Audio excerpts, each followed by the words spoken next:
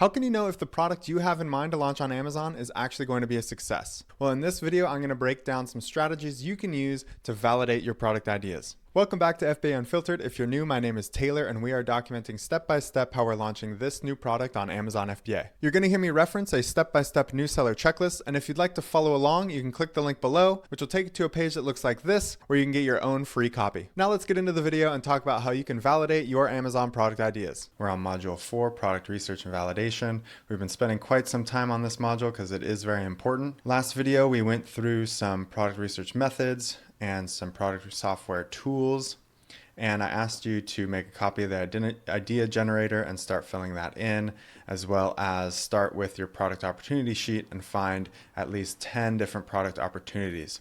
So in this video, what I want to do is show you how to start validating product ideas and really refining your research. So some extra tools that might come in handy at this step is Google Trends, a product scorecard, and the keyword sales estimator.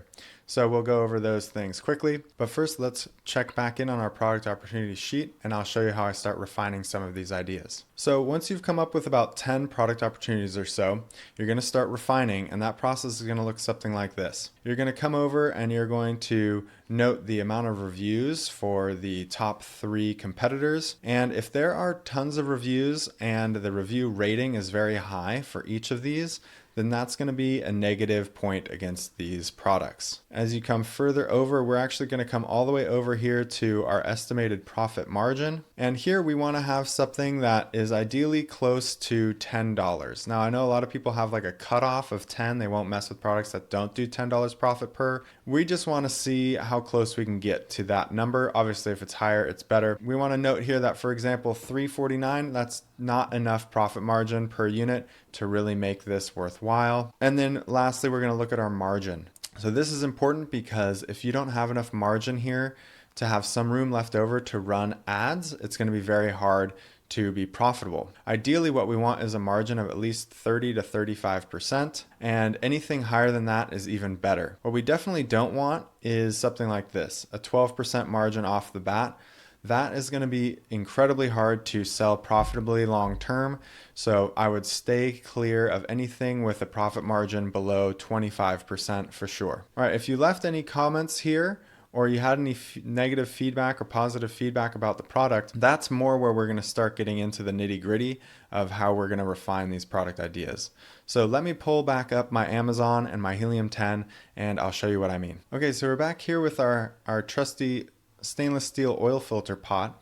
If you remember this, we've looked at this product a couple times. I'll just go over again quickly how I'm thinking about refining these product ideas and getting more data to help me determine which product opportunity is best. So I've pulled up my Helium 10 X-ray feature here, and there's a couple things that help me determine how to move forward with a product. So first, we're looking at this average review rating. And we can see here, we have a couple products that are relatively well rated, highly rated, but several that aren't as high rated that are still making pretty good sales. So that's a good indicator. And then furthermore, we can see not very many reviews on these products. So definitely some space to come in. No one is super well established in this niche yet as like the top dog. So that's also a good sign. Another thing we can do here is look at the revenue across all these products. And you can see that there's a pretty even distribution of the revenue, right? From 60 down to 12,000. That's actually a pretty tight spread for these first 5 or 6 listings. Frequently, you'll see something where the number 1 product is doing like over $100,000 more revenue than the next one down the list. And there's these big gaps between the first one and the second, and then between the second and the third, and so on, which would kind of make me worried that I'd be coming in as a new seller and it would be really hard to bump up into those higher revenue brackets. So just another piece of data to keep in mind, how tight is the spread here on the revenue across the top sellers. And as I showed in a previous video, we can actually come into one of these products here and we can analyze the reviews to see if there's any meaningful improvements that we could make to the product. So for this, I typically filter the review ratings, and I filter them by usually the 2, 3, and 4-star reviews. You can see this one doesn't have any 2-star reviews, so I'm going to leave the 1-star reviews in and we'll apply the filters. And then what I do is I export this table. It will download a file and it will look something like this. Okay, so they download this as like an Excel spreadsheet. You're just mostly interested in the body here. This is the actual review. So you can copy paste that, and I copy paste it into ChatGPT. And if you've seen the previous video, you know I ask it to do a few things. I asked ChatGPT to tell me, why do people buy it? What do they like most about it? What do they like least about it? What are 3 ways that it could be improved? And who is the customer avatar that is buying this product? Then I copy paste all the reviews in, and I ask ChatGPT to analyze them. And we can see here that when we come down to what do they like least and what are 3 ways it could be improved, we have this issue here of the handle getting too hot and improvements to the handle design. So that seems like something that could feasibly be done. So I like that. That would be something that I would note on my product opportunity sheet in the comments. Hey, this looks like something that I could reasonably improve, and I could make it better and possibly stand out in that way. All right, but for something that's a little different, let's say you're trying to do like a one-of-one product, or you want to be a killer brand. And you might remember that we had this hip and joint supplement for large dogs. Now we could do something similar in this instance where we could analyze the reviews and see what people like, what they don't like. But mostly what we're interested in is trying to estimate how many sales we could reasonably capture if we niche this down, or if we are finding something that is a one-of-one product. So to do that, what we want is our keyword estimator tool. So first we're gonna come over here and we're gonna find those keywords that are most closely relevant to our product, like dog joint supplement for large breed, etc., etc., and we can see all the search volume numbers here. And what I'm going to do is I'm going to pull up this keyword sales estimator. This takes the keywords that you can reasonably expect to rank for and allows you to calculate how many sales you're likely to get per month off of those keywords. And this has to do with what position you are ranked in the organic search. You can see here these are the values. We're going to put in that it's a conversion rate on clicks of 10%, which is kind of the average for the industry. And then you'll see that by rank, you get a certain percent of clicks. So we know, for instance, that the top 3 organic ranks get almost 70%, 70 to 80% of all of the sales. Then we further know that the number 1 product gets almost half of that. So you'll see here that 40% of the clicks will go to the number 1, then about 19% to 2, 10 to 3, and so on. If you're down here at number 10 or lower, you're only going to get about 1% of the clicks or even less. So that's why being able to rank organically is so important. And that's why you really want to strive to be in the top half of that first page, if not one of these top 3 products where you're actually getting the most clicks. So what we're going to do here is just put in really quickly some of those keywords. So we have this one here, and we're going to take the associated search volume, and we're going to just keep doing this for all of these that aren't branded. So like woofs, that's a branded search. We're not going to include that because it's not reasonable that we're going to actually capture those sales. They're searching specifically for that brand. But this one here is probably a good one, and so on down the list. So I think you get the point. I've taken the top 6 keyword searches there and put in the keywords and also put in the associated volume. And now what we'll do is we'll put in the rank that we think we can get.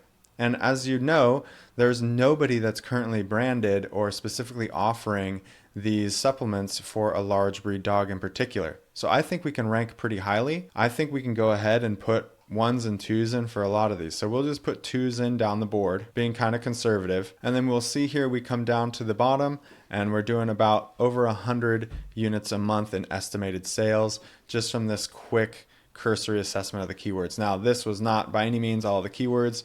You can see here I only made it down to here, but there are more keywords further down the list. And like I said, it's potentially the case that we could rank number 1 for some of these, and that would change these numbers considerably. So just for example, if we were to change these all to 1s and bring that down here, we'll see we almost doubled our sales to about 200 units a month. So that's one way that you can use the keyword search traffic to estimate your sales if the exact product that you're looking for doesn't exist and there isn't anything that you can base your sales numbers off of. Another tool I want to show you really quickly is a product opportunity scorecard.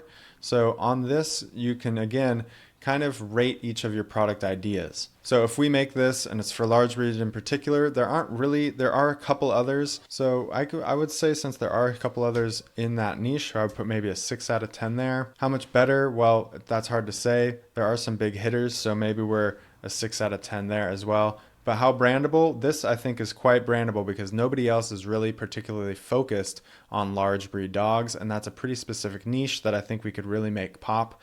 So I'm going to put a 9. How viral? That's hard to say, but I mean, pet products are super popular, especially something like chews, which are very popular right now. I'm guessing that neither of those other brands, looking a little more old school, have really capitalized on social media. So I'm going to give us a pretty high score for that one. It's going to be quite easy to ship because it's just supplements. I don't know if it's going to be very premium. Reorder potential is very high, right? This is definitely something that people would be on subscribe and save for. Influencers likely to promote. I think this one we could score really high, like a 9, because they're going to be showing off the product with their dog. It's going to be at a great price point for the influencers, right? We could probably sell this for around $40, which is giving them a nice margin for their commission. Profitability is also going to be huge on a lot of these supplements, so I'm going to put a 9. Easy to manufacture. Again, this is probably a white label product that we can just tweak, so I'm going to say 9 there. Barrier to entry, though, I'm going to say is quite high. I'm going to say that that's probably an 8 because there are already people in this niche, and who knows what the private label process will be like on this product. The potential market for this product is huge. We already saw, right? I think this is definitely a 9. It's a massive, massive niche. How much competition? There is quite a bit. I'm going to put an 8 there. I wouldn't say this trend is growing or falling. I think it's kind of staying still, but at a pretty high level. And it is evergreen, so I'm going to put actually a 9 here because it's obviously something that people buy year round. And then the search volume is definitely there. We've already seen that. So when we calculate all that together, we get a total score of about 85 or a B. So this is a great product. So that's just another resource, another thought exercise you can do to help you kind of think about your product, especially if it's a product that's not actually for sale yet on the market and there's not a competitor that you can really compare yourself to. All right, so a quick recap. We've been doing our product research. We got about 10 products down on our product opportunity sheet and we're refining them. If they're all on the product opportunity sheet, it makes it very easy to go through and look at the margin. If the margin is less than 25%, we're not going to pursue it. We want something ideally around 35% or higher. Also, if you come over and your estimated profit is much lower than $10, that's also going to be a disqualifier. We don't want to mess with that. And like I said, if you're looking through on your Helium 10 and all of the competitors have a lot of reviews and they all have a very high average rating, that's also going to be something that we probably don't want to pursue. Then again, if we have a product that is a one-of-one product, we can use this keyword sales estimator tool to see how many sales we might be able to anticipate. And we can use the product scorecard to see how well this product looks on paper as we start to dive into it more and more specifically. That's it for this video. I hope it was helpful. If it was, please leave a like. If you have any questions, please leave a comment. And as always, thank you very much for watching, and we'll see you in the next video.